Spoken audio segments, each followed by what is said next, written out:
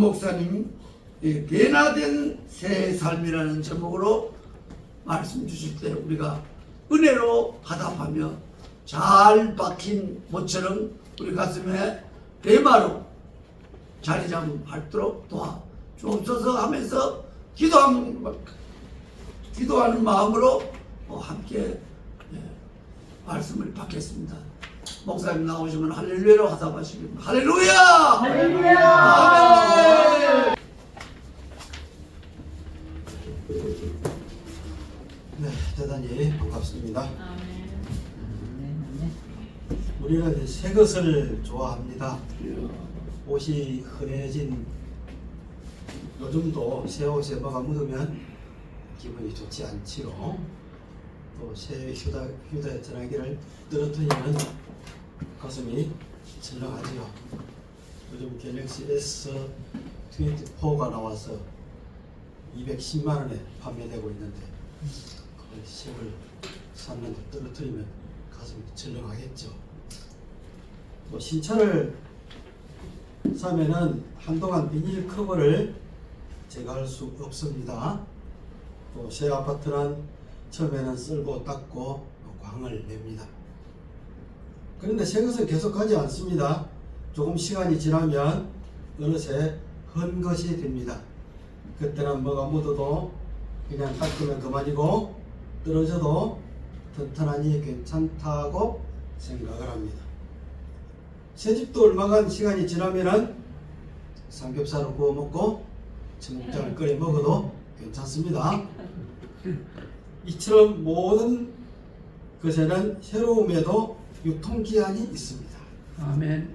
그런데 하나님께서 창조하신 피조물 가운데 우리에게 붙는 특별한 수식어가 하나 있습니다. 그게 바로 새로움입니다. 새로움.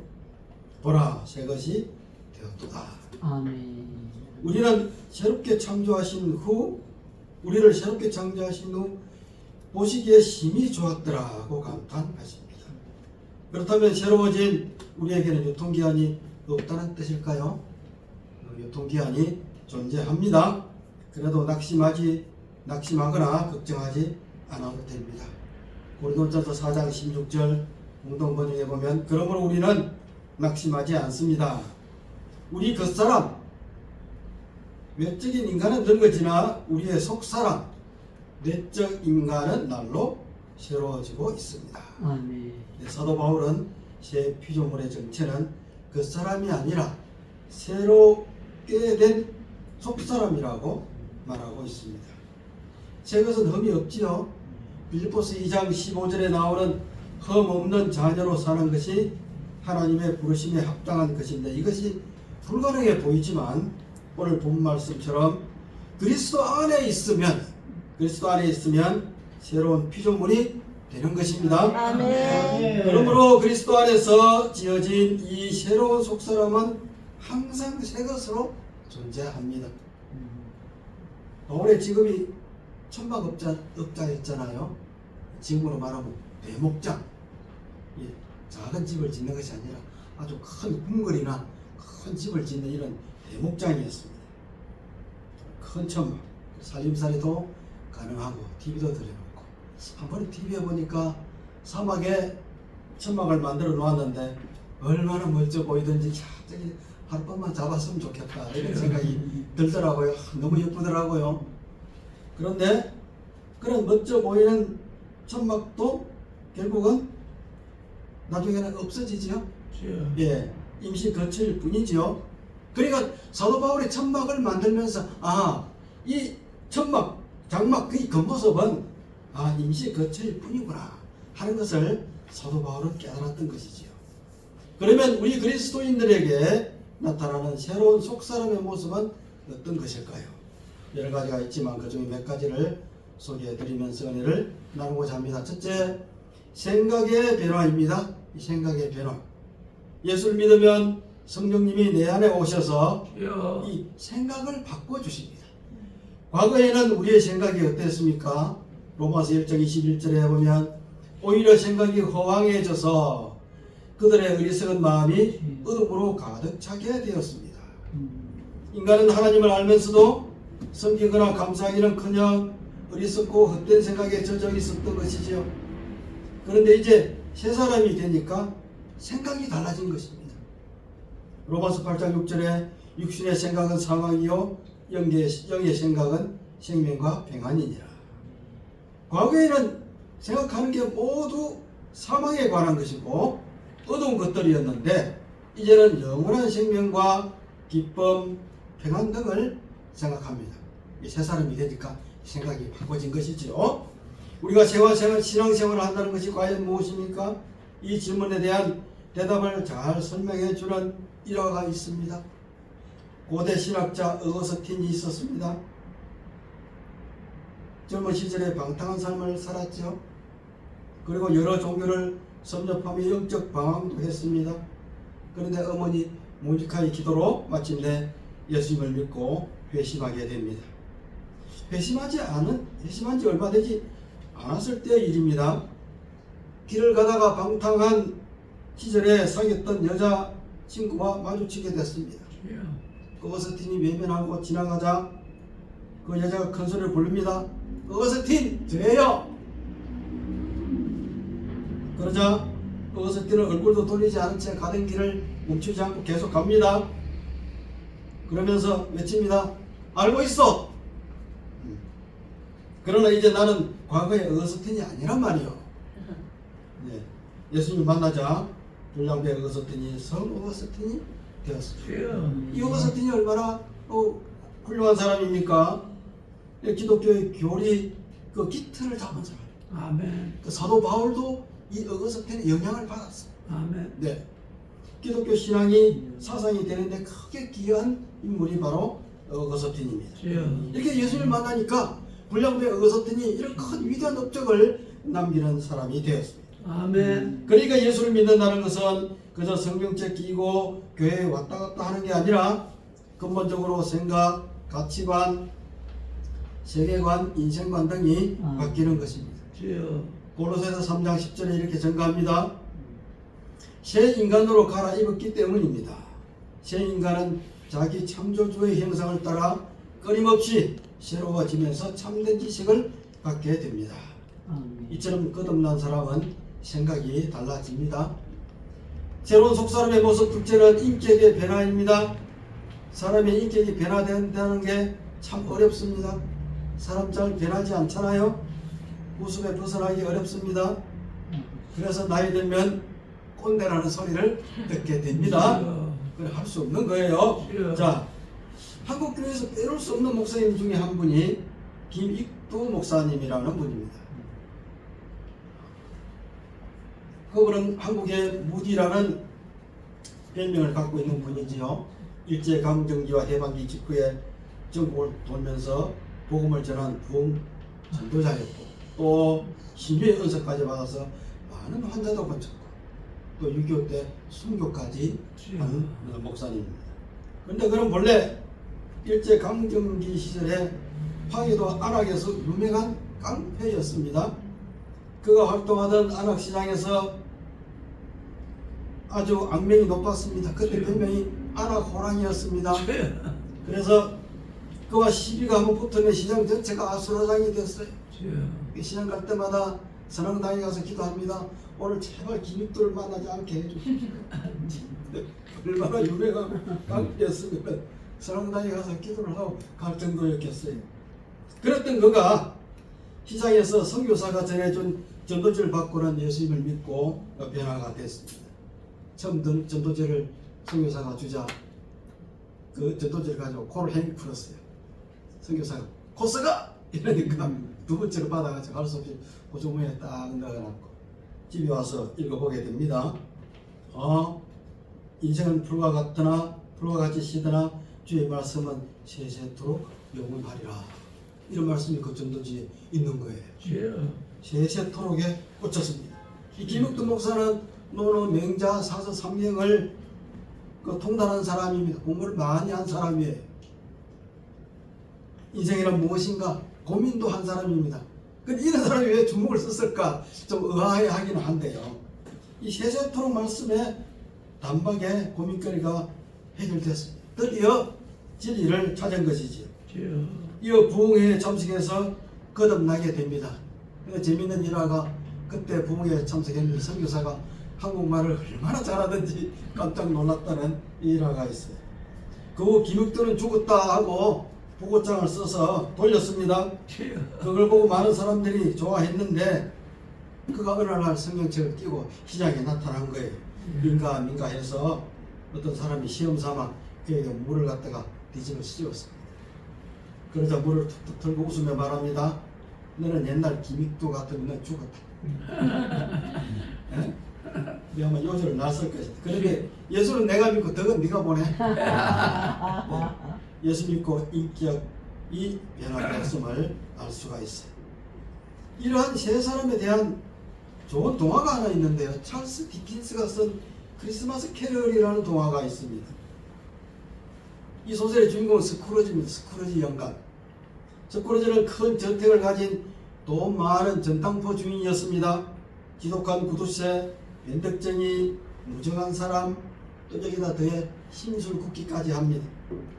이런 스크루지가 성탄 전날 밤에 꿈을 꾸게 되는데요. 유령이 나타납니다.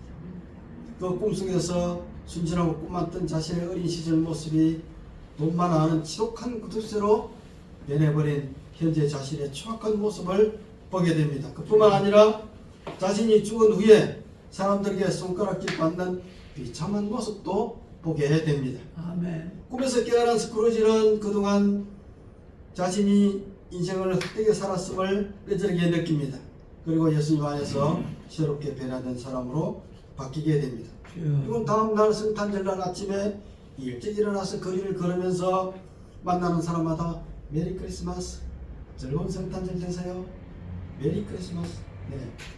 메리 크리스마스란 말이 이 소설에서 처음 나옵니다. 네, 이후에 사람들이 성탄절 인사말로 메리 크리스마스를 쓰게 됐습니다.